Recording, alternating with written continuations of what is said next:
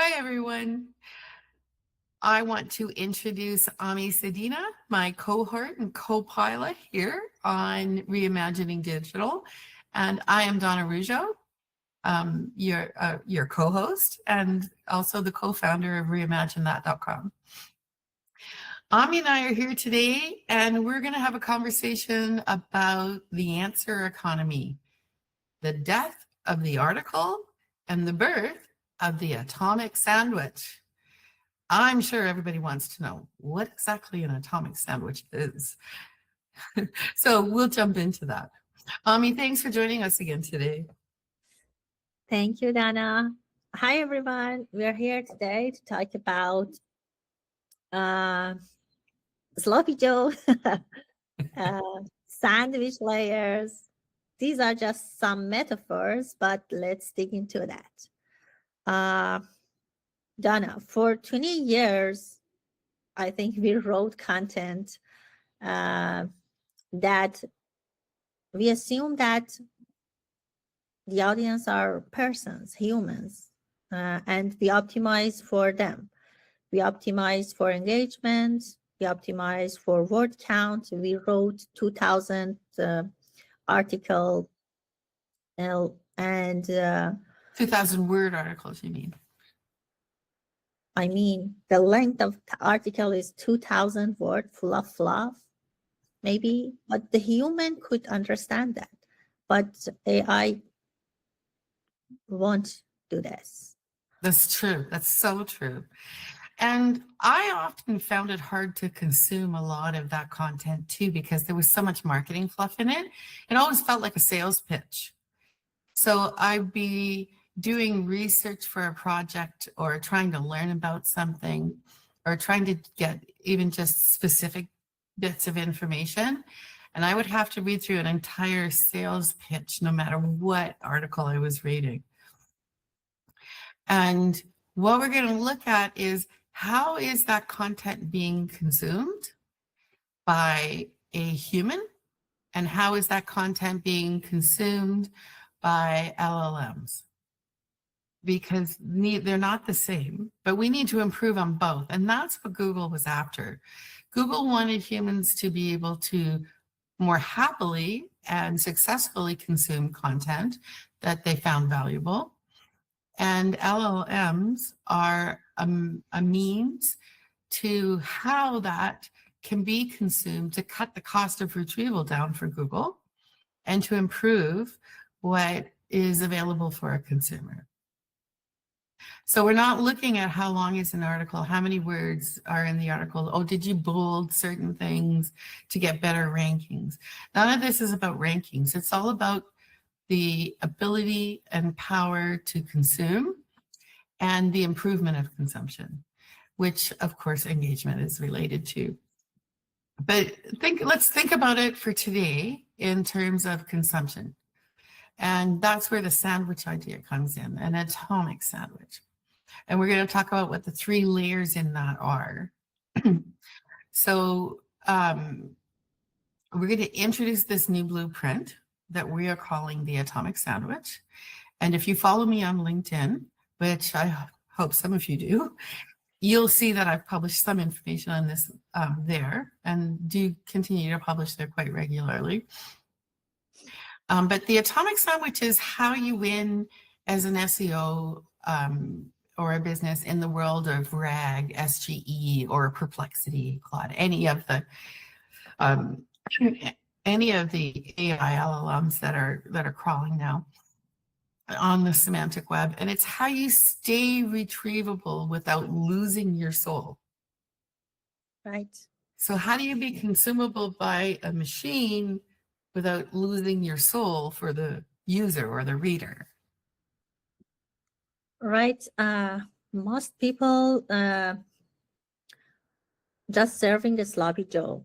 They write a mess of context and pronouns, and it's a mess. It's, again, humans can understand and perceive it, but AI won't. So we need to write somehow AI can understand and retrieve our information. Sometimes we write things like, it helps that, it does this, but human can figure out what we mean. AI can't. If something isn't really clarified, it won't retrievable for AI. And that's why AI has hallucinations, because we fed it a bunch of crap and it just doesn't know how to digest that and regurgitate it back in value. So this is where we use the machine layer as the top part of the sandwich, or the top of the bun, if you have your sandwich in a bun. And this is the atomic fact. So I remember, Ami, do you remember I did some training with the team a few years back on semantic triples? Yeah. Remember what those were? Do you want to share that a little bit? What a semantic triple is? Yeah, we talked about semantic triples a couple of years ago. And let's say some examples. Let's say Paris is France is a country.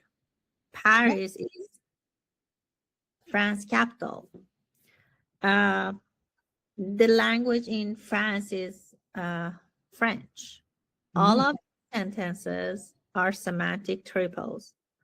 Verb, subject, and predictive, right? It's a subject, a verb, and a predicate. Yes. So, in my case, it would be Donna eats cake, Donna eats cookies, Donna likes sweets. You can tell. That is sort of what we're trying to get our content shaped in, so that we have atomic facts connected to valuable insights. An example being Paris is the capital city of France. And there are 237 kilometers of paved road between Paris and France. That's information gain. Everybody knew Paris was in France. They maybe didn't know that there were, and I don't know if it is 237 kilometers, I made that number up. But I might also say there are 3 well-known neighborhoods, neighborhood A, neighborhood B, neighborhood C, that consume the distance between the center of Paris and the Eiffel Tower. Nice. That's information gain. This is what we're looking for. So that top ground truth that an LLM can grab and quote with having to guess what it refers to, it's empathy through clarity. That is our top atomic layer. And then we need to get to the meat of what that sandwich is going to look like. What's the filling in that sandwich going to be? The human layer. This is where we talk more about information gain. What are all of your proprietary facts that relate to your product, your service, your team members, your executive members, your partners, that differentiate you from whatever's to your left, whatever's to your right? You know what, Donna? Right now, I was thinking about that schema markup documentation I made a couple of years ago. I studied lots of schema markups and how some of the schemas inherit from the others. For example, if your company name, for example, your company name is Amazon, this website belongs to Amazon. This web page belongs to this website, which belongs to that company. And you are an author for this website. So all of them are connected. Each of them are semantic triples in some way, and these are connected to each other. So at the end, this other author, it belongs to this company, to this website. So, and we're also looking for the digital footprint for that author. This Yeah. author writes this product information for this product featured on this Amazon website, which is owned by this Amazon company. And those connections grow. And those are all the areas where you have opportunity to add information gain. Exactly. And scheme is how you also share that information gain. It's how you tell the LLMs and the crawlers to look at your content, find your information gain. It's telling them that it's there to grab it and consume it. It's Yeah. also how to feed the knowledge graph, which Yeah. we're going to cover more fully in another session. Yeah, exactly. Exactly right. So information gain is the only thing that saves you from being replaced as the information available in the search result. Forget about the blue lines, the blue links. It's all going to be contextual SGE type results. If you don't know what that is, that's the content that's like AI content or AI overview you see at the top of the page, and then the blue links that we do still have are down below. If there's a few maybe there. Mm-hmm. An LLM will replace information that doesn't have information gain to what it's already got. Again, keeping down the cost of retrieval. So if AI can summarize your post without needing your proprietary data, then you provide zero value to that ecosystem. If you don't have information gain, they're not interested in you. You're just fluffing along. So your experience and expertise, which are the two EAT factors in Google's framework, that's your information gain.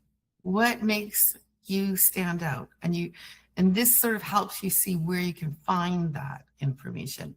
It's that unique benchmark that your technical audit might provide. Mm-hmm. It's the note from the architect in the sandwich model. That's the layer where you build trust. The more of that information gain that you get, the more trust there is in you. Now, we would call that the IG core or the information gain core. So you've given the machine the fact. Now you've given the human reason why, and you've added nuance that an AI, which only knows what's already on the internet, could never invent. So there, you eliminate or mitigate any hallucination is that a word? Maybe I just made that up. And hallucinating. And then we have to close the sandwich up after that with the bottom bread or the bottom bun, and that's the structural layer. Excuse me, this is where your markdown table goes, and your dev department can help you take care of that. If you don't have a strong technical SEO that can put that together and give it to them to implement, along with your schema. Schema is everything. And another thing that people often miss, and this is a little nugget I'll throw out there, is prize schema. Has anyone in your company won an award? Have you recognized that award in prize schema? Has your company won an award? Have your products won an award? Any of that type of information is information gain that makes you a little different than the person to your left, to your right. So there are small and large ways and gains of information to get yourself into that search presence, which is 100% essential for your brand to survive in future search, by the way. If you don't do this, a couple of years, you won't even show up. You're not going to be there. It doesn't matter how big you are today. You have to have this in place. So the markdown table is the list or the data grid. It's your validation. It's the final part of the atomic sandwich. The AI grabs the top fact, the human reads the middle nuance, and the machine verifies the whole thing at the bottom via your schema, most likely, right? Yeah. So hopefully we've clearly explained what that atomic sandwich is. Have we? Do you think, Ami? Or do you think you have something you might want to add into that? No, I think it's crystal clear, but let's wrap it up and just review it together. What are these 3 layers again? The top layer is the layer where you're gathering your facts, your atomic facts. And semantic triples can be a support system to getting those facts in place so that your team knows when and where and how to use them once you've given them to them. Mhm. The middle part of the sandwich is where you're getting your information gain, your experience, your expertise, what's unique, how are you connecting that? Do you have a prize? Do you know something other people haven't shared? The distance between Paris and the end of France.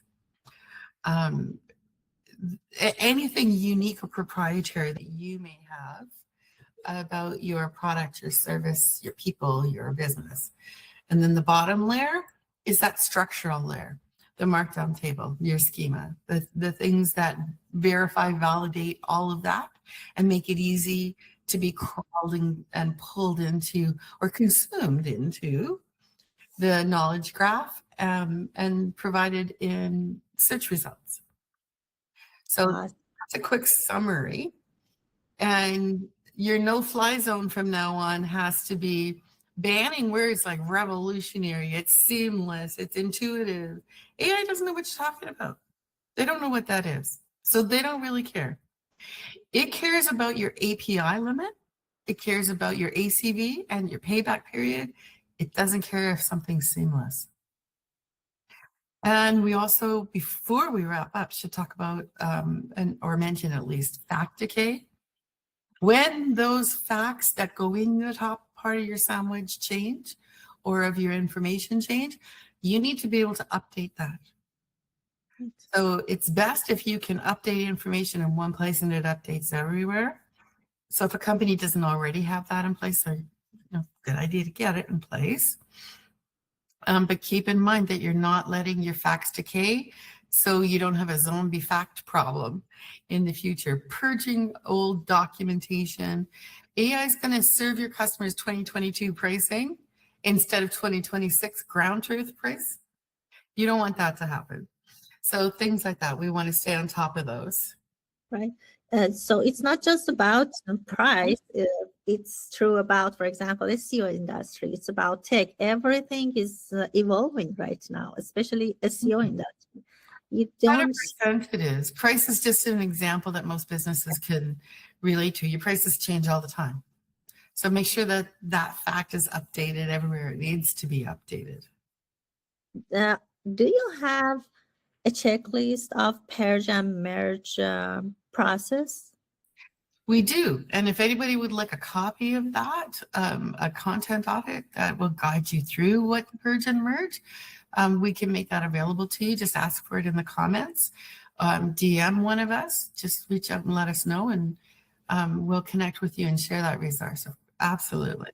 Yeah, that'd be great. Thank you. So use the atomic sandwich, protect your information gain, and remember, don't just write.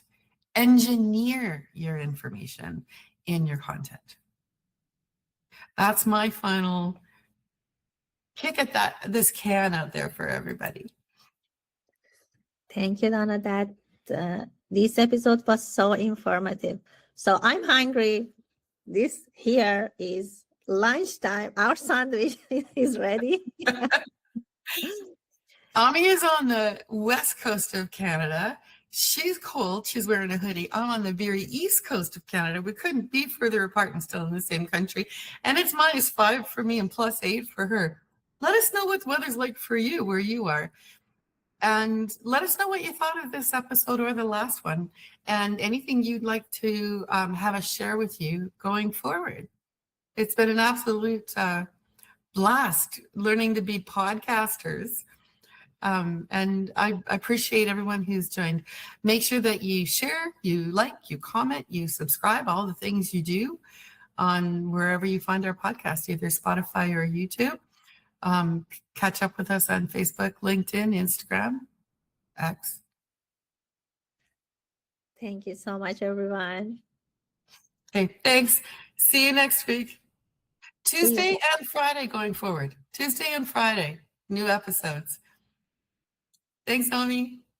Thank you, Dana. Have a great day.